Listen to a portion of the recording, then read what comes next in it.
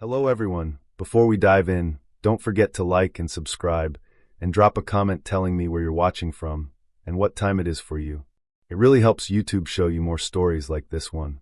Now let's get started.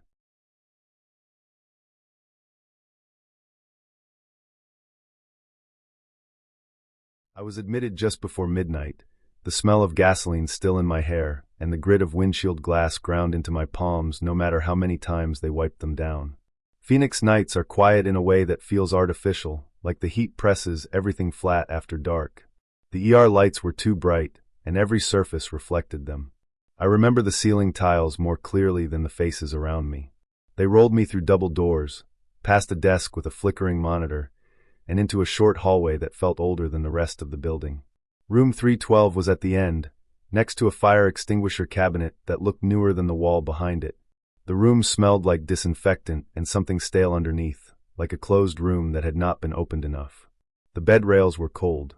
A blood pressure cuff pinched my arm until my fingers tingled. They cut my shirt off, taped sensors to my chest, wrapped my ribs tight. I had a concussion, but not enough to knock me out. I remember everything in pieces. The nurse slid a plastic wristband onto my arm, snug but not tight, and checked it twice before leaving. My name was printed clean in black. Room 312. I noticed the door to the bathroom was on the wrong side. Most hospital rooms I had been in had the bathroom on the left when you lay in the bed. This one was on the right. Across from it was another door, thicker, painted the same color as the wall, so it almost disappeared. It had no handle on my side, just a metal plate where one should be. I assumed it was a storage closet or a sealed door to the next room. Hospitals are full of doors you are not meant to open. The machines hummed and clicked. The fort pump made a soft ticking noise every few seconds. My mouth tasted like copper. I could hear footsteps in the hall, carts rolling, the distant ding of an elevator. I tried to sleep, but my body kept replaying the impact, the sudden stop, the way the steering wheel came up too fast. Every time I closed my eyes, my chest tightened. Sometime after 2, the hallway quieted. The lights dimmed but never went off. The room felt smaller then. The air vent above the extra door rattled faintly, a dry sound like paper shaking. I noticed the temperature near that wall was cooler. The rest of the room was warm, the blanket heavy, but that corner felt like it was connected to a different system. At 2:58 a.m., the latch on the extra door clicked. It was a sound I had not heard before, a deeper, more deliberate click than a bathroom door. The door opened inward, just a few inches, enough for light from my room to spill into whatever was behind it. I saw white tile and the edge of another bed frame. A nurse stood there, her back to me, her hand on the door. Her posture was wrong, stiff, like she had not expected resistance. I tried to sit up, but the pain in my ribs stopped me. I remember pointing with my good hand, the four tugging. There was no reason for there to be another room connected to mine. The hospital had been renovated. Everything else looked new. The nurse did not turn around right away. When she did, her face was pale, her eyes fixed not on me but on the space between us, as if she were calculating something. She looked back at the door, then at the wall, then at the number plate above my bed. She did not say anything. She stood there long enough that the silence felt thick. I watched her throat move as she swallowed. She reached out and touched the doorframe, like she was making sure it was solid. Her hand shook. She closed the door slowly. Not all the way. From the other side came a sound that did not belong in a hospital. It was a cough, deep and wet, like fluid moving where it should not. It was broken up, each breath a struggle. I have heard smokers cough, heard pneumonia coughs, heard the dry bark of asthma. This was different. It sounded like air scraping past something damaged, like tissue that never healed right. It went on too long, then stopped in a thin wheeze. The nurse moved fast then. She stepped fully into the hallway and pulled the door shut hard. The latch engaged with a solid clunk. I heard the sound of a key turning, metal against metal, and then the scrape of something heavy being slid into place. The door did not open again. She did not come back into my room. I lay there staring at the blank wall where the door blended in, my heart pounding hard enough that the monitor alarm chirped until someone silenced it from outside. The air felt colder. The cough did not come back, but the smell did. Burned hair has a specific smell, sharp and sweet at the same time. This was old, faint, like it had soaked into something porous and never left. I did not sleep after that. I watched the clock count down the minutes until morning. Every so often I thought I heard movement behind the wall, a shifting weight, a bed frame creaking, but it could have been my own bed settling. When the sky outside the narrow window turned from black to gray, the hallway came alive again. A different nurse came in around 6 to check my vitals.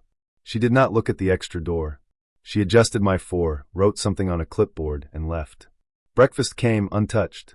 A doctor came, glanced at my chart, said my scans looked good. I asked about the door with my eyes, but my mouth did not form the words. I did not trust my voice. Late morning, a technician came to wheel me down for x-rays. As he helped me sit up, my sleeve rode up. There was a second wristband on my arm, tucked under the first, pressed flat against my skin like it had been there all along. It was older, the plastic yellowed, the edges worn smooth. The name printed on it was not mine. It was a common name, the kind you do not notice until it is attached to you. The date was from years ago. I stared at it until my vision blurred. The technician noticed my pause and followed my gaze.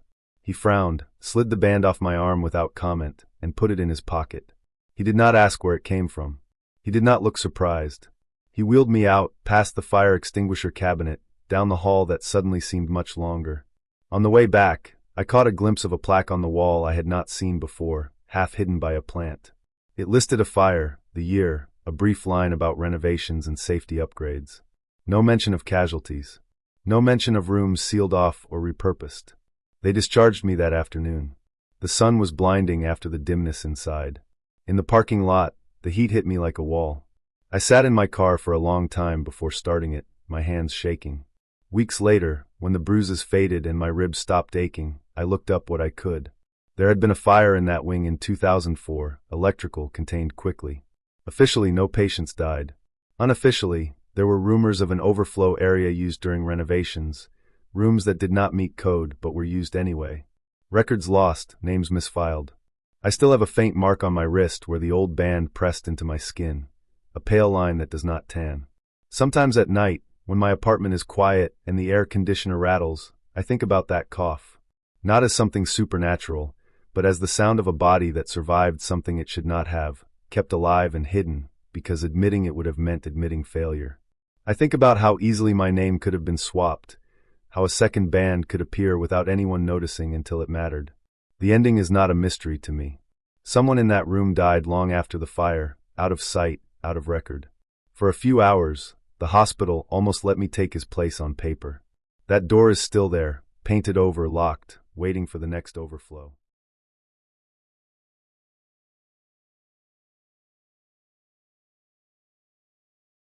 I have lived in my apartment in Milwaukee for 4 years. It is a small place on the second floor of a brick building that smells like dust and old heat. The windows face an alley where delivery trucks idle too long, and someone always forgets to take out their trash.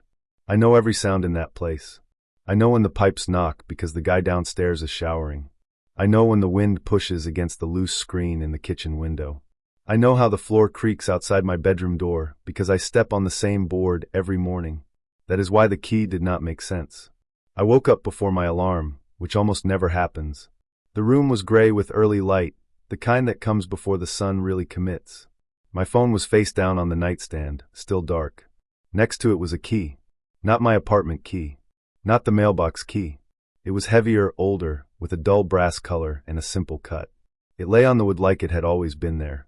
I stared at it for a long time, waiting for my brain to explain it. I checked my hands, my pockets, the floor. Nothing else was out of place. The door was still locked. The deadbolt was turned the way I always leave it.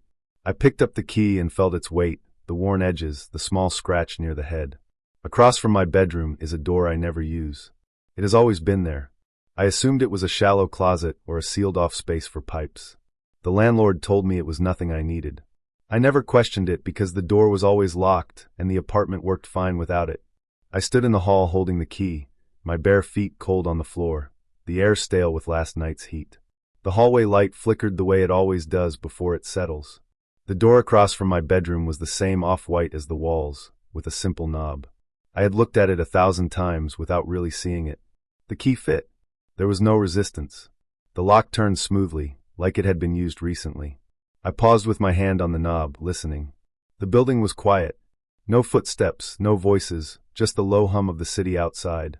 I opened the door. Inside was a room. Not a storage space. Not an empty box. A room that looked lived in. The air smelled faintly of detergent and old paper. There was a bed against the far wall, made neatly with gray sheets like mine. A desk sat under the window with a laptop open on it, the screen glowing softly. A dresser stood to the side, one drawer slightly open. Clothes hung in the closet, jackets and shirts I recognized as mine. The walls were covered with photos. I stepped inside slowly, the door creaking behind me. The floor was carpeted, worn down in the same places as my bedroom. The window looked out onto the same alley from a slightly different angle. The photos stopped me cold. They were of me. Dozens of them. Printed photos pinned and taped and framed. Every single one showed me asleep. In my bed. On my couch. On the floor once, my arm twisted under me. Some were close enough to see my eyelashes. Others were taken from the doorway. The lighting varied. Night. Morning. Afternoon. I recognized the clothes I had worn. I recognized the blankets. In one photo, my phone was on the nightstand with the screen lit, my alarm time visible. My stomach dropped in a slow, heavy way. I moved closer, touching one photo with my fingertip. The paper was real. The dates were handwritten on the backs, all within the last 4 years. Some weeks apart. Sometimes days. On the desk, the laptop waited. It was my laptop. The small dent on the corner, the sticker residue on the lid. I knew it. The screen showed a document with a white background and black text. The title at the top read Routine. I sat down in the desk chair, because my legs felt weak. The chair creaked under my weight, familiar and unfamiliar at the same time. The document was long. Paragraphs of plain text. No fancy language. Just steps. Times. Notes. Wake up. Check phone. Make coffee. Leave by 7:40. Lock door. Take photos when asleep. Switch rooms when alarm sounds. Avoid mirrors when tired. Replace key on nightstand. Monitor carbon monoxide detector monthly. Ventilate. I scrolled. My hands were shaking now, but the words stayed steady. The last line sat alone at the bottom of the page. If you're reading this, don't go back to your room. As I read it, a sound cut through the apartment. My alarm. It was going off down the hall, loud and sharp, the same tone I have used for years. It was not coming from the room I was standing in. It was coming from my bedroom. My chest tightened. The sound felt wrong, like it belonged to someone else's morning. I stood up slowly, the chair scraping against the floor. The photos watched me from the walls. I could feel my heartbeat in my ears, matching the rhythm of the alarm. I did not move toward the sound. I looked around the room again, forcing myself to notice details. The desk had a calendar with days crossed off. The trash can held empty energy drink cans and folded paper towels. The dresser drawer contained my socks, folded the way I always fold them. There was a small notebook on the desk beside the laptop. I opened it. Inside were entries in my handwriting. Short notes. Headache today. Windows closed too long. Detector beeped last night. Replace batteries. Felt foggy. Lost time again. Remember the room. I closed the notebook and sat back down. The alarm continued, relentless, the sound bouncing off the walls of the hall. I understood then, not all at once, but in pieces that settled into place. I thought about the headaches I had blamed on stress. The mornings I could not remember going to bed. The photos on my phone I did not remember taking and deleted without thinking. The carbon monoxide detector in the kitchen that had gone quiet months ago, when I removed the batteries because it chirped too often. This room was not someone else's. It was mine. The part of me that noticed something was wrong. The part that made plans. The part that stayed awake while the other part slept. I stood and walked to the window. I opened it wide and let the cold Milwaukee air rush in, sharp and clean. The alarm down the hall kept going. I could imagine myself in that bed, breathing bad air, trapped in a routine I did not know I was following. I went to the kitchen from this side of the apartment. The layout connected in a way I had never realized. I found the detector in the drawer where I had shoved it. I put the batteries back in. It screamed immediately, loud and urgent, filling the space. I opened every window. I stayed in the forgotten room, sitting on the bed, breathing slowly, waiting. Eventually, the alarm in my bedroom stopped. The silence that followed felt earned. I did not go back to that room. I stayed where the photos were, where the notes were, where the window stayed open. When the sun rose fully and the alley filled with noise, I packed a bag from this side of the apartment. I left the key on the nightstand where it belonged. Later, with the air cleared and my head steady, I understood the ending that the document had been trying to give me. The routine only worked as long as I kept forgetting. Remembering meant choosing which room was mine. I locked the door to the bedroom and left it that way.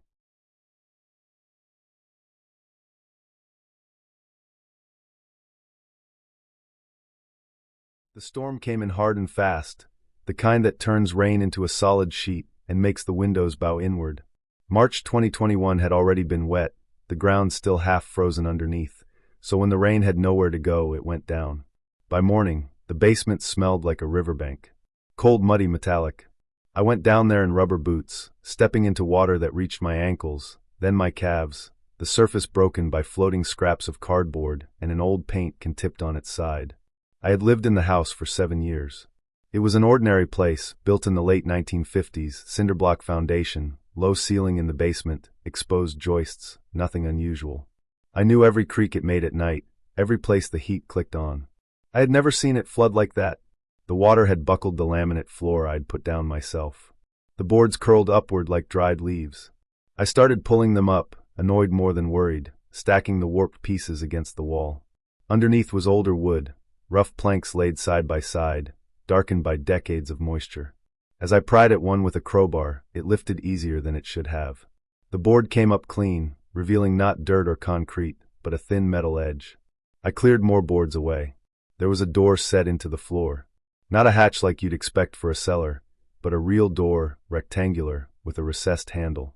The metal was painted the same dull gray as the basement walls, but the paint was chipped along the edges, as if it had been opened and closed many times before being covered over. I stood there for a long time, listening to the rain hit the foundation walls, feeling the cold creep up through my boots. I told myself it was probably an old storage space, maybe a sump access, something forgotten and sealed. I told myself that because the other option didn't have a neat explanation. The handle was cold in my hand. When I pulled, the door opened downward, hinged at the far end. It didn't creak. It didn't stick. It opened smoothly, like it had been oiled recently. A square of darkness opened beneath my feet, and from it came a faint electrical hum. I leaned over and looked down. A set of concrete steps led to a room that shouldn't have fit under the house. The walls were poured concrete, clean and uncracked, lighter in color than the basement walls. A fluorescent light buzzed overhead, mounted to the ceiling, already on. The floor was dry. Completely dry. Not a mark of water anywhere. The air down there smelled different. Not damp, not stale. It smelled like dust and old paper, and something sharp, like cleaning solution. I climbed down slowly, keeping one hand on the wall. The door above me stayed open, balanced on its hinges. At the bottom, I stood and took the room in. There was a metal table bolted to the floor. On it sat a calendar, the kind you tear pages off of, thick paper, black numbers. Every date was crossed out with a black marker, thick lines pressed hard into the paper. All except the current day. Today's square was clean, untouched. The calendar was for the current year. The month was correct. That was the first thing that made my stomach tighten. There were shelves along one wall. Canned food, stacked neatly, labels facing out. Bottled water. Boxes of batteries. A first aid kit. A small radio plugged into the wall, its dial set low, emitting a faint hiss of static. Everything looked used but cared for. Nothing was dusty enough to suggest it had been abandoned. I became aware then of how quiet the house was above me. The rain had eased. The furnace wasn't running. The usual background sounds were gone. I realized I was holding my breath. Footsteps sounded overhead. They were slow and deliberate, crossing the living room, then the kitchen. Not the random pops and shifts of an old house settling, but the clear weight of someone walking. I felt it in the ceiling above me, a dull vibration through the concrete. My first thought was that someone had broken in while I was in the basement. My second thought was worse. Whoever it was knew the house well enough to move through it without hesitation. I reached up and pulled the door closed. The underside was lined with thick rubber, creating a seal when it shut. There was a latch on the inside. I turned it. The sound was loud in the small room, a solid metallic click. The footsteps stopped. For a moment, there was nothing. Then I heard movement directly above the door. A shift of weight. Something brushing against the floorboards. The scratching started slowly. Fingertips or nails, dragging across the metal. Not frantic. Not angry. Just steady, patient. It moved from one side of the door to the other, testing. I could picture someone kneeling, leaning close, listening. I backed away until my shoulders hit the concrete wall. My heart was pounding hard enough to make my vision blur at the edges. I scanned the room for anything useful. There was a fire extinguisher mounted near the shelves. I took it down and held it tight, my fingers slipping on the metal. The scratching continued. Occasionally it paused, then resumed, always at the same unhurried pace. The fluorescent light hummed overhead, steady and bright, making it impossible to hide even from myself. Time stretched. Minutes felt like hours. I didn't know if the person above knew I was there, or if they were just trying to get in because they knew the room existed. That thought settled heavy in my chest. This wasn't a random break-in. This was someone who knew the house had a room beneath it. I noticed then the calendar more closely. The crossed-out dates weren't neat. Some were thick and dark, others light or rushed. A few squares had faint indentations, as if the marker had been pressed hard through several pages. I flipped back carefully. Every page before this one was crossed out the same way. Months and months of days, marked off one by one. The scratching grew firmer. Something metal scraped against the door, a tool maybe, testing the edge. The latch held. I sat on the floor, my back to the wall, extinguisher across my lap. I forced myself to breathe slowly. Panic would waste energy. I had my phone in my pocket, but there was no signal. The room was shielded, built to be isolated. Eventually, the scratching stopped. I waited. My legs cramped. My mouth went dry. I didn't move. Above me, footsteps moved away, then returned. Something heavy was set down on the floor. I heard the faint sound of wood being dragged, then another. The door was being covered. The reality of that sank in with a cold clarity. Whoever was up there wasn't trying to get in anymore. They were trying to make sure I couldn't get out. I stayed in that room for the rest of the day and through the night. I slept in short, broken stretches, waking at every sound. The light stayed on. The hum became a constant, something to focus on. I rationed water, even though there was plenty. I ate a single can of soup, cold, straight from the tin. In the morning, there was no noise above. I waited longer. When I finally climbed the steps and opened the door, it lifted with effort. Furniture had been stacked on top of it. I pushed until there was enough space to squeeze through. The house was empty. Drawers were pulled out. Cabinets open. My keys were gone. Suvas my valet. The calendar on the table below still had today uncrossed. I left the house and didn't come back alone. The investigation that followed made things clearer in a way that didn't bring comfort. The room had been built by a previous owner, a man who believed someone was coming for him. He had lived in that room for months at a time, marking off days, preparing. When he died, the room was sealed and forgotten on paper, but not in practice. Someone else had been using it. Someone who knew how to get in and out without being seen. Someone who had been inside my house long before the storm gave them away. The door was removed. The room was filled with concrete. The house feels different now, heavier somehow. I still wake up at night listening for footsteps, for the slow, patient sound of scratching. There's nothing there anymore, but I know how quietly someone can move when they have all the time they need.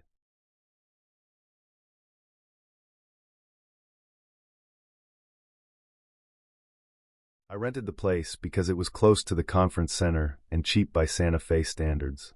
The listing said 1 bedroom, quiet, clean, no surprises. I arrived in the early evening, checked in by myself, and everything looked normal at first. Adobe walls, tile floors, a small kitchen that smelled faintly like cleaning spray and old wood. I dropped my backpack on the chair, set my laptop on the table, and went through the routine of travel. Shoes off. Phone charging. Notes for the morning pulled up on the screen. I had been on planes all day. My head felt thick and slow. I cooked a frozen meal from the store on the corner, ate it standing up, and rinsed the plate. The place felt still in that way rentals do, like it was waiting for me to leave so it could go back to being empty. The heater clicked on and off. A train horn sounded somewhere far away and then faded. At 11:06 p.m., my phone buzzed. It was a message notification from the Airbnb app. I expected something automated. Instead, it was from the host. It said something about the other room and whether I was using it. The wording was short and informal, like a reminder sent too late at night. I assumed it was a mistake. The listing was for 1 bedroom. There was no other room mentioned anywhere.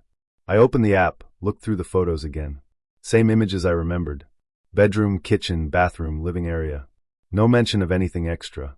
I typed a response asking what she meant, then waited. The message showed as sent. No reply came back. I set the phone down and tried to let it go. Hosts made mistakes. People sent messages meant for someone else. It was late, and I needed sleep. I turned off the main lights and left one lamp on in the living room. As I walked past the kitchen, I noticed something I had not noticed before. Behind the pantry shelves, there was a seam in the wall. The shelves were shallow, more decorative than useful, and I had assumed the space behind them was solid. Now, in the low light, I saw a narrow outline of a door. I pulled the pantry door open fully. The shelves swung with it. Behind them was a second door, flush with the wall, painted the same off-white as everything else. No handle, just a small recessed grip near the edge. It blended in well enough that I could see how I missed it earlier. I stood there for a long moment, listening. The heater clicked again. The rest of the house was silent. I opened the door. The room was narrow and long, maybe the width of a hallway and twice as long. No windows. One bare bulb in the ceiling, already on, casting a weak yellow light. The air inside was stale and smelled like dust and fabric that had been closed up for too long. Suitcases lined the walls. Hard cases and soft bags. Old styles mixed with newer ones. Some had scuffed corners and broken wheels. Others looked barely used. They were stacked neatly, 2 or 3 high, leaving a narrow path down the center. I stepped inside slowly. The floor was bare concrete. My footsteps sounded louder than they should have. I reached out and touched the nearest suitcase. A layer of dust came off on my fingers. Every suitcase had a luggage tag. Every tag had my name on it. Same first name. Same last name. Printed, not handwritten. Airline-style tags and old paper ones, yellowed with age. The dates on them were printed below the name. Check-in dates, like you would see on hotel or airline luggage. The dates went back decades. Some were from the 1970s. Some from the 1960s. All of them were from years before I was born. I walked down the row, reading tag after tag. Same name. Different airlines. Different cities. Some international. Some domestic. The font styles changed as I went, older ones fading, newer ones sharper. None of the dates came anywhere close to my lifetime. My mouth felt dry. My heart was beating hard, and I could feel it in my neck. I checked the adhesive on one of the newer tags. It was still sticky. Not old. The dust had settled on top of it, but the paper itself was recent. I looked closer. Some suitcases had locks. Some were partially open, zippers not fully closed.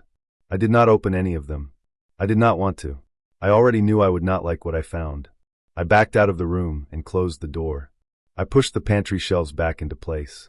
From the kitchen, the wall looked normal again. I did not sleep. I sat on the couch with the lights on, my phone in my hand, refreshing the message thread. No response from the host. Around 2 in the morning, I packed my things quietly, double-checking that nothing of mine had gone missing.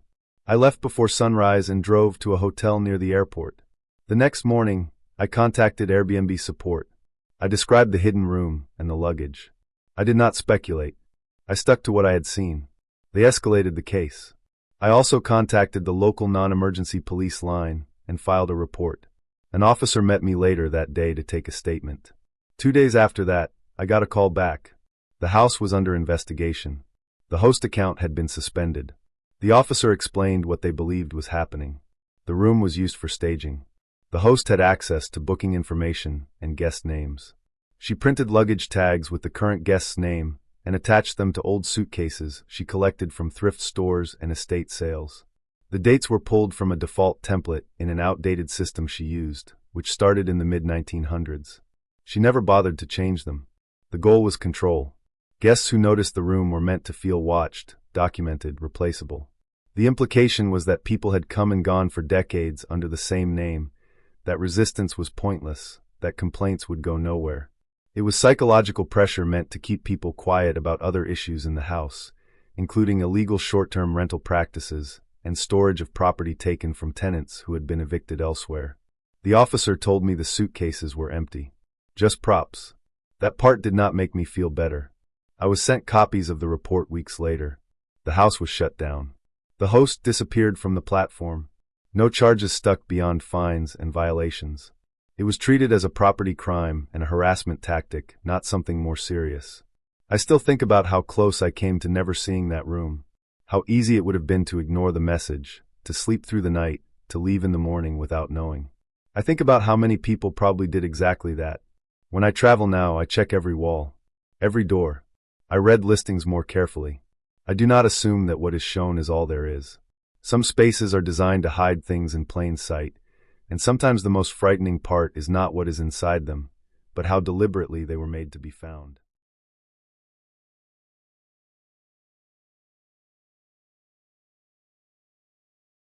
I moved back into my parents' house 2 weeks after my brother died. The house sat at the end of a red dirt road in rural Georgia, surrounded by pine trees and scrub grass, the kind of place where sound carries too far at night and the dark feels heavier than it should. I had left years earlier and only came back for holidays, but after the accident, it felt wrong to stay away. My parents needed help, and I needed somewhere that still held him in a way the city never could. His room stayed exactly the same. Nobody said it out loud, but we all avoided it. The door remained closed, the light off, his things frozen in place. His boots were still kicked off under the desk. His laundry basket sat half full, a pair of jeans folded over the edge the way he always did when he planned to wear them again. There was dust on everything except the bed, like the house itself had decided where time should stop. During the day, the room felt ordinary, sad but normal. At night, it felt different. The hallway outside his door was always a few degrees cooler. The floorboard near the threshold creaked, no matter how softly you stepped. I noticed myself slowing down every time I passed it, holding my breath without meaning to, like the room could sense me. That evening, I was sitting at the kitchen table around 8:30, sorting mail that had piled up since the funeral. The sun had already gone down, and the only light came from the yellow bulb over the sink. The house made its usual noises, the low hum of the fridge, the faint ticking of the wall clock, cicadas buzzing outside like static. That was when I heard the music. It was faint at first, just a soft pattern of strings, but I recognized it immediately. An old acoustic track my brother used to play on repeat while lying on his bed, staring at the ceiling. No lyrics, just fingerpicked guitar slightly out of tune in places. He said it helped him think. I used to tell him it drove me crazy. The sound was coming from upstairs. My first thought was that I was wrong. Houses echo. Brains fill in gaps. Grief makes you hear things that are not there. I sat still and waited for it to stop. It didn't. The pattern repeated, exactly the same pause between notes, the same faint buzzing sound from the recording. It was too specific to be random. My chest tightened in a way I could not control, like my body had decided before my mind could catch up. I stood up and listened more closely. The music was coming from his room. I told myself there had to be an explanation. Maybe an old phone left plugged in. Maybe a laptop waking itself up. I moved slowly, each step feeling heavier than it should. The stairs creaked under my weight, loud in the quiet house. With every step, the music got clearer, more solid, like it had weight. The hallway light was off. The only glow came from the small window at the end, moonlight spilling in just enough to show the outline of doors. His door was closed. I stood there for a moment, hand hovering near the knob. The music was louder now, definitely inside the room. I could feel the vibration of it through the door, or at least I thought I could. When I opened it, the first thing I noticed was that the room looked wrong. Not broken or changed in a clear way. Just wrong. The walls seemed closer together, like the room had shrunk by a few inches on each side. The ceiling felt lower, pressing down. The air was warmer, thicker, with a faint smell of sweat and dust and something old. The light from the hallway did not reach as far as it should have. The bed was against the far wall, exactly where it had always been. Someone was sitting on it. My brother sat with his back to me, shoulders slightly hunched, elbows resting on his knees. His posture was so familiar it hurt. He wore the same faded t-shirt he used to sleep in, the one with a cracked logo on the back. His hair looked the same too, uneven where he used to cut it himself. The music was playing from somewhere near the bed, but I could not see a device. It felt like the sound was coming from the room itself. My body refused to move. I stood in the doorway, heart pounding so hard I could hear it in my ears. I felt a pressure in my head, like my thoughts were being squeezed. Without turning around, he acknowledged me. Not with words I could hear clearly, but with the clear sense that he was asking why I had taken so long to come home. The meaning settled into me fully formed, heavy and accusing, even though no sound reached my ears. I tried to make sense of what I was seeing. I told myself I was overtired. I had barely slept since the funeral. I had been drinking too much coffee and not enough water. Grief does things to the brain.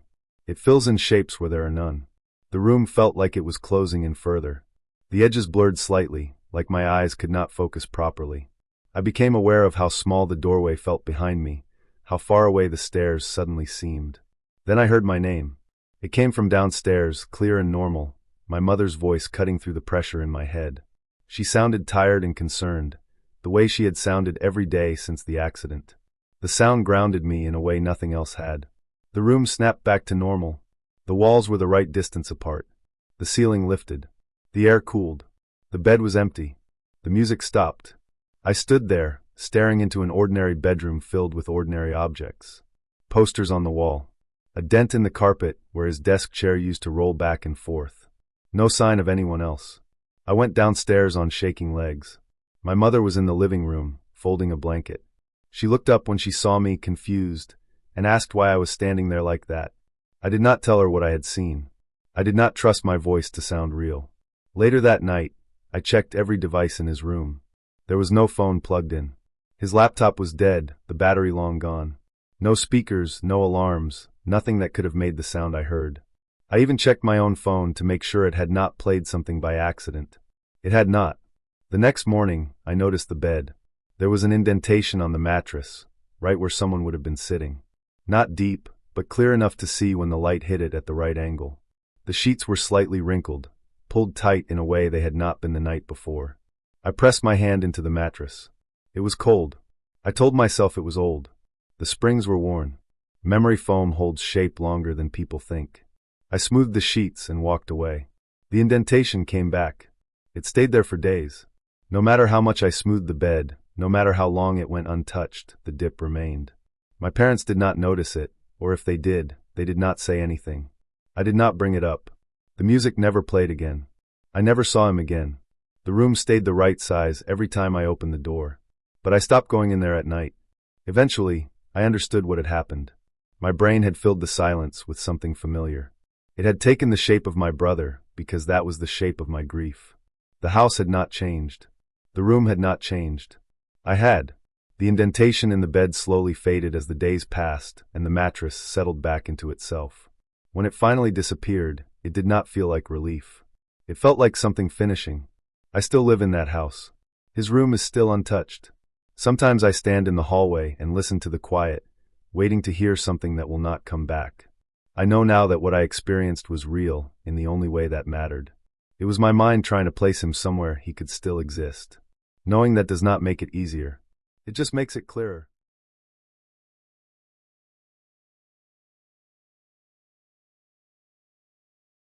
I work night security at a community college in northern Arizona, the kind of place that feels bigger and emptier once the sun goes down. During the day it's full of students, teachers, and noise.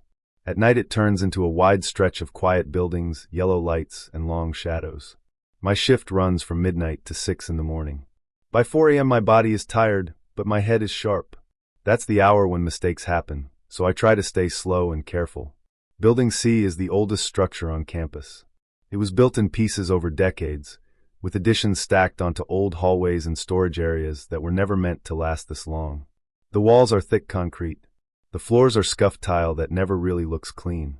The air inside always smells like dust and old paper. Most of the classrooms have been updated, but the back half of the building still feels like it belongs to another time.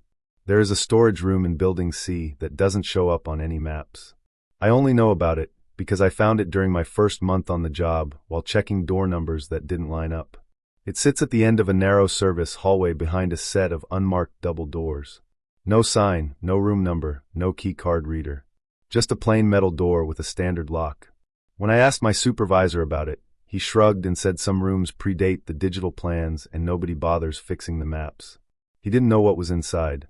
Nobody I asked ever did. I checked it once before. That time it was locked and quiet, and I didn't think much about it after that. Tonight was different. At 4:10 a.m., I was finishing a slow walk through the back corridors when I heard a knock. It wasn't loud. It wasn't urgent. It was 3 steady taps, evenly spaced, coming from behind the storage room door. The sound was clear and close, not echoing down the hall. It sounded like someone standing right on the other side of the metal. I stopped walking and stood still. The building was silent again. No footsteps. No voices. Just the low hum of the lights and the distant sound of air moving through vents. I waited for another knock. It came again, the same 3 taps, same rhythm. My first thought was that someone got locked inside. Maybe maintenance. Maybe a student who wandered where they shouldn't have. It wouldn't have been the first time someone got stuck in a storage area after hours. I pulled out my keys and stepped closer to the door. The metal was cold under my hand. I didn't hear anything else from inside. No movement. No breathing. Just the knock again, slower this time. I unlocked it. The door opened inward with a soft scrape against the floor. The light from the hallway spilled into the room. I expected to see shelves, boxes, old equipment, something. Instead, the room was almost completely empty. It was about the size of a small classroom, square, with bare concrete walls and a low ceiling. The floor was coated in a thick layer of dust. Not just a little. The kind that builds up over years when no one walks through. Except for one spot. In the center of the room was a chair. A plain metal folding chair. It was positioned facing the door, perfectly centered. The legs were clean.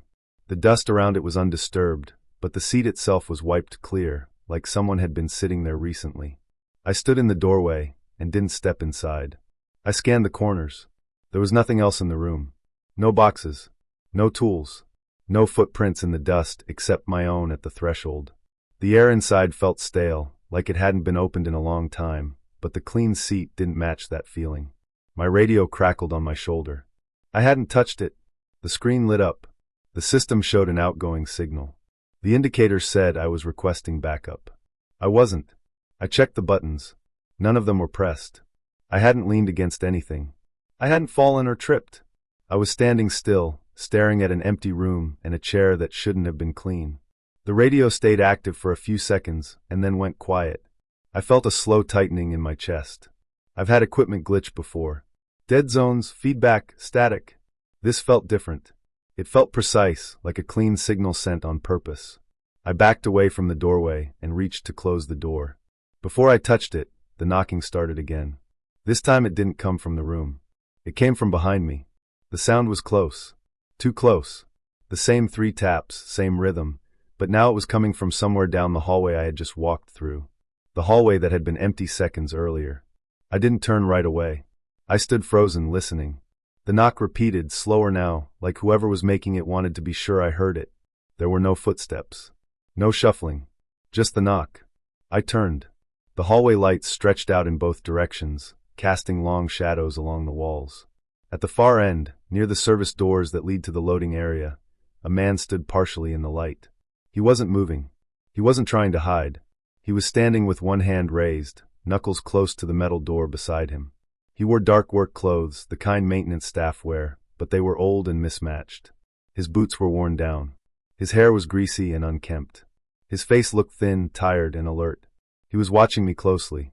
He knocked again, slow and deliberate, his knuckles striking the door behind him. I didn't speak. I didn't move toward him. I kept my hands visible and took a step back, putting more distance between us and keeping the open storage room door in my peripheral vision. The man lowered his hand and took a step forward. That's when I noticed the small radio clipped to his belt. It was the same model we use. Old but still functional. The antenna was bent. The screen was cracked. He had been using it. Everything snapped into place at once. The knocking from inside the room had been him, earlier, before I arrived. He must have been inside, sitting on that chair, waiting. When he heard me coming, he slipped out another exit and moved around behind me through the service corridors that connect the building. Building C has old access routes that don't show up on current plans. Maintenance used them decades ago before newer hallways were built over them. The clean chair seat wasn't strange anymore. He had been sitting there, waiting. The dust everywhere else meant no one else had been in that room for a long time. Just him. The radio glitch wasn't a glitch. He had keyed into the channel and sent a false backup request, probably to see how I would react, to see if anyone else would come. When no one showed up, he knocked again, this time from behind me, to control where my attention went. He stopped moving and stood still again. His eyes flicked toward the storage room door, then back to me. He knew I had figured it out. I reached for my flashlight and turned it on, keeping the beam steady on his chest and hands. He raised both hands slowly and took a step back. He didn't run. He didn't rush me. He backed away toward the loading doors, keeping his eyes on me the whole time. I stayed where I was and called for real backup, using my phone this time, not the radio. I kept my distance and didn't let him get out of my sight until I heard the distant sound of vehicles pulling up outside. Later, after he was taken away, campus police went through the building with me. They found his backpack hidden in a ceiling access space. Food wrappers, water bottles, a thin blanket. He had been sleeping in the building for weeks, maybe longer. The storage room had been his lookout. The chair was placed so he could watch the door and hear anyone coming. The knocking wasn't meant to scare me. It was meant to test me, to see if I would open the door, to see if I was alone, to see if the building was still his. That room is on the maps now. The chair is gone. The lock has been replaced. I still work the night shift, and I still walk past Building C every night. I don't feel watched. I don't hear knocking anymore. What stays with me is how quiet it all was, how planned it felt, and how easily it could have gone another way if I hadn't stopped to think. The building didn't hide anything supernatural. It hid a person who had learned its blind spots better than anyone else, and for a while, he had been sitting in that chair, waiting for someone to open the door.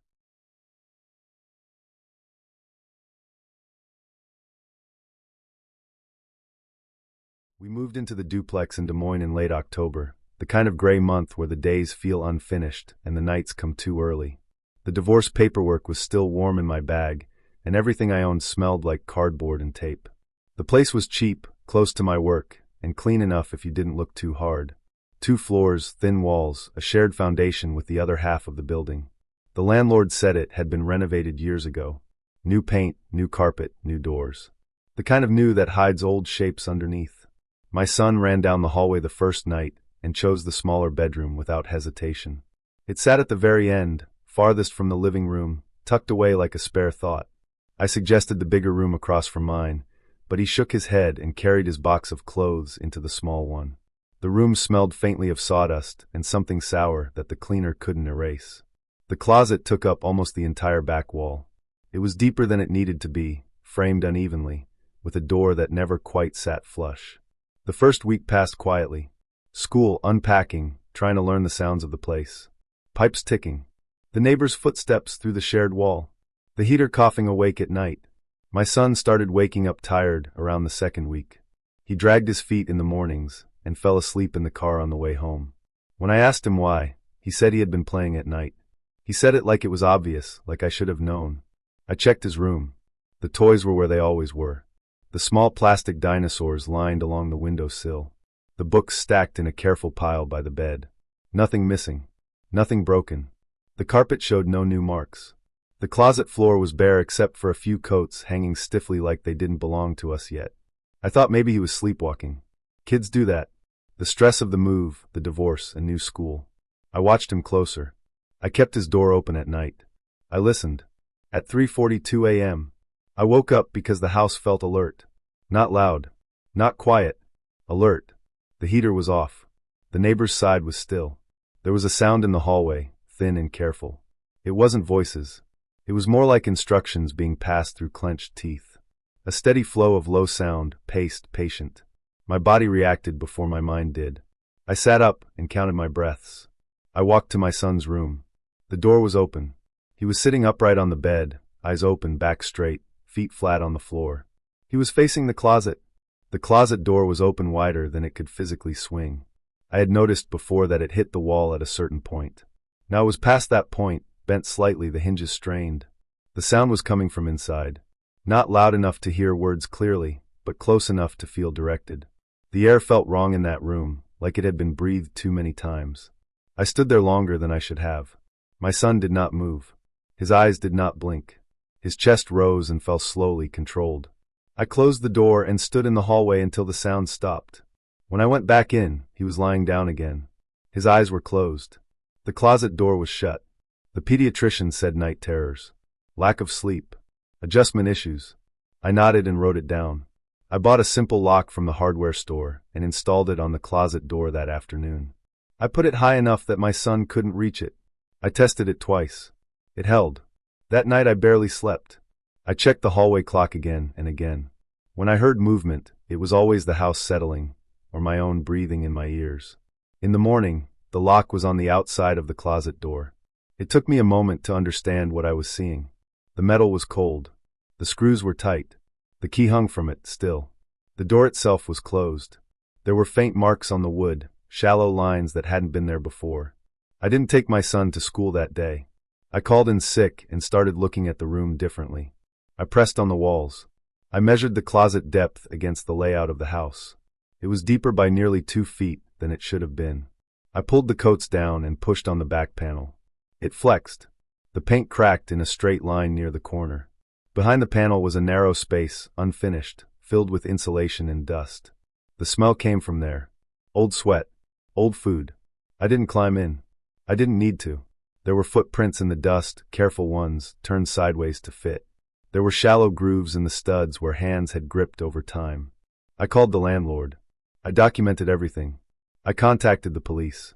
They came and went, took photos, filed reports. They found a small mattress folded into the far end of the crawl space that connected through the shared wall to the other side of the duplex. They found empty bottles. They found a notebook filled with tight writing that described routines, schedules, sleep cycles. They found marks on the inside of the closet door where fingers had rested. My son did not remember any of it. He slept for 12 hours the first night we stayed somewhere else. His color came back slowly.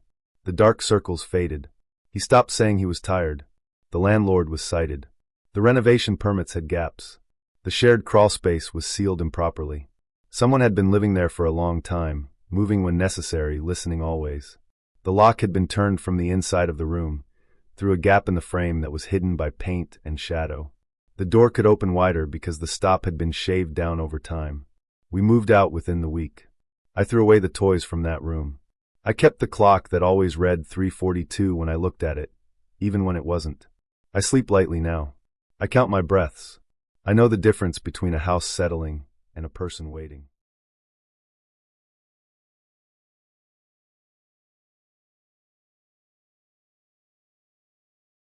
My wife and I bought the house in early spring, one of those low, wide ranch homes built in the 1950s, sitting back from the road on a quiet stretch outside Dayton. It had one long hallway, 3 bedrooms, a single bathroom that still smelled faintly of old tile and bleach, and a living room with windows that faced the backyard. The place felt solid. Thick walls, heavy doors. The kind of house that had already survived decades and looked like it would outlast us. The inspector walked through with a clipboard and a calm voice. He pointed out the age of the wiring, the slope in the kitchen floor, the way one window stuck when you opened it. When we got to the 3rd bedroom, the one at the end of the hallway, he paused. It was narrower than the others. The closet door barely cleared the bed frame we imagined putting there. He called it tight but usable and moved on. We turned it into a guest room. A full-size bed with a plain wooden frame. A dresser from a thrift store. White walls. A single lamp. The carpet was old but clean, a thin beige kind that showed footprints for a second after you stepped, and then slowly lifted back up. The room always felt colder than the rest of the house. Not damp, just cooler, like the air did not circulate right. No one ever stayed in it. Family visited, but slept on the couch. Friends said they preferred hotels. It was never said out loud, but the room felt off. The door stayed open during the day and closed at night, more out of habit than choice. About a month after we moved in, I started waking up between 1 and 1:30 in the morning. At first I thought it was stress. New house. New routine. The usual stuff. Then I noticed the sound. It was footsteps. Not wandering, not random. 7 steps in a straight line, a pause, then 7 steps back. Heel to toe. Slow and steady. The sound came from the guest room. The carpet muted it, but the rhythm was clear. I could count them every time. 7. Turn. 7. My wife slept through it. She always slept deep, barely moving, breathing slow and even. I would lie there staring at the dark ceiling, listening. My heart would beat faster every night it happened. I told myself it was the house settling. Pipes. Wood contracting. But the sound was too even. Too measured. I started checking the time. It was always between 1 and 1:30. Never earlier. Never later. I would get out of bed and stand in the hallway. The floorboards there creaked under my weight. The sound from the guest room did not stop. It kept going like whatever was making it did not notice me or care. I never went in at first. I stood there, hand on the doorframe, listening. 7 steps. Turn. 7 steps. After a week of this, sleep became thin and broken. I felt tired during the day. My head ached. I made mistakes at work. I started drinking more coffee and less water. I stopped mentioning it to my wife because every morning she looked rested and normal, and I felt like I was unraveling on my own. One night, the sound was louder. Not faster, just heavier. The carpet pressed deeper with each step. I could see the light under the door flicker slightly, as if something inside was blocking it and moving back and forth. I opened the door. The room was empty. The bed was untouched. The dresser stood where it always had. The air felt cooler on my skin, but the carpet in the middle of the room was pressed down, clearly like someone was standing there. 2 footprints, side by side, sinking into the fibers. The footsteps did not stop. The carpet compressed and lifted in a slow line across the floor, passing right in front of me. I could see the path clearly, like an invisible weight moving back and forth. When it reached the wall, it paused, then turned, then came back. The depression passed around my feet. I felt nothing touch me. No brush of fabric, no warmth. Just the sound and the movement of the carpet. I stood there frozen. My body felt heavy, like it did not belong to me. I watched the pacing continue. 7 steps. Turn. 7 steps. Over and over. Time stretched. My sense of it faded. At some point, the sound stopped. I do not remember it stopping. I remember standing there, and then I remember waking up in bed. The next morning, my wife looked at me longer than usual. Her face was pale. She told me I had been standing in the guest room for half an hour in the middle of the night, staring at the corner. She said she had woken up and noticed I was gone. She said she had watched me on the baby monitor we kept in the hallway from when her niece visited months earlier, and we never unplugged it. I told her I had not done that. I told her I had opened the door and seen something wrong with the carpet, but I had not stood there for half an hour. The words felt weak even as I thought them. My memory of the night was full of gaps. She showed me the footage. The camera angle was low and grainy, pointed down the hallway. At 1:12 a.m., I walked past it toward the guest room. My posture was stiff. My arms hung at my sides. I did not look left or right. I stepped into the room and stopped in the far corner, facing the wall. I did not move again until 1:46 a.m. At no point did the carpet move on its own. At no point did anything else enter the frame. What the camera did show was my feet shifting slightly, over and over, compressing the carpet in a straight line. 7 steps forward. A pause. 7 steps back. The movement was subtle but clear. I was pacing in my sleep. After that, things made sense in a way that did not bring relief. The headaches. The gaps in memory. The feeling of watching myself from a distance. I started finding dirt on my socks in the morning. My calves ached like I had walked far. The guest room carpet showed a worn path that did not fade anymore. We moved the baby monitor into the room. Every night, between 1 and 1:30, I got out of bed. Sometimes I made it to the door before my wife shook me awake. Sometimes I did not. On the nights she stopped me, I remembered nothing. On the nights she did not wake up, the footage showed the same thing every time. I stood in the same corner. I paced the same 7 steps. I stared at the same spot on the wall, my eyes open, my face blank. The house was not haunted. There was no hidden person. No trick of pipes or animals in the walls. It was my body moving without me. The doctor later used words like parasomnia and dissociation. He talked about stress and sleep cycles, and how the brain can split tasks away from awareness. He said the house did not cause it, but it gave it a shape. A narrow room. A measured distance. A place my mind could repeat. We sold the house before summer ended. The new owners ripped out the carpet and repainted the walls. I still wake up some nights between 1 and 1:30. I still feel the urge to pace. But now there is nowhere for it to happen without me knowing. What stays with me is not the fear of something unknown. It is the footage of myself, standing alone in a quiet room, doing something with purpose and patience, while the part of me that should have been there was completely absent.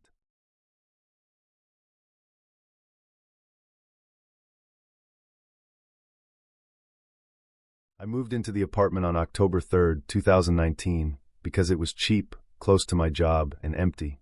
Spokane was already getting cold at night, and the air smelled like wet leaves and diesel from the buses on Division Street. Unit 3B was on the 3rd floor of a brick building from the 1980s, the kind of place where the carpet never really loses the smell of old cleaning solution and shoes. The lease was simple. 2 bedrooms. 1 bathroom. No storage unit. No extras. I read it twice because I always do. I had been burned before. The apartment looked normal the first few weeks. Beige carpet, eggshell white walls, thin windows that let in traffic noise. The hallway was narrow, barely wide enough for me to carry a box without scraping my knuckles. At the end of it, past the bathroom and the 2nd bedroom, there was a flat section of wall I didn't pay attention to at first. I assumed it was just more wall. When you're unpacking, everything blurs together. I worked long hours then. I left before sunrise and got home after dark. I ate standing up most nights. I slept with the TV on low. I didn't explore the place. I didn't count doors. It wasn't until the third week that something felt off. I was walking back from the bathroom one night and noticed a vertical seam in the wall at the end of the hallway.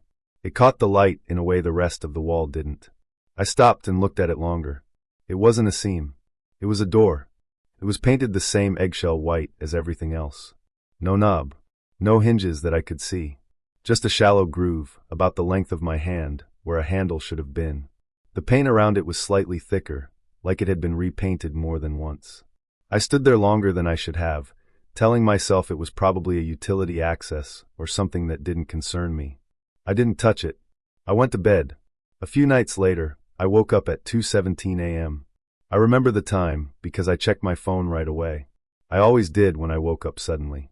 It was a habit from years of anxiety.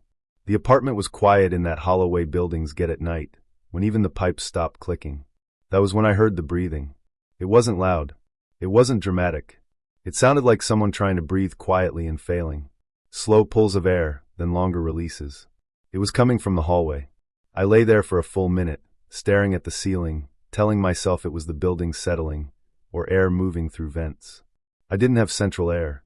There were baseboard heaters along the walls. No vents in the hallway. The breathing kept going. It had rhythm. It paused, then started again. I got out of bed and stood in my doorway. The hallway light was off, but enough streetlight came through the living room window that I could see the outline of the door at the end. The sound was coming from behind it. I didn't hear footsteps. I didn't hear movement. Just breathing.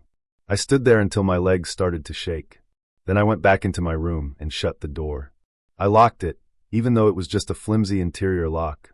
The next day, I tried to convince myself I had imagined it. Lack of sleep does things to you. Stress does things to you.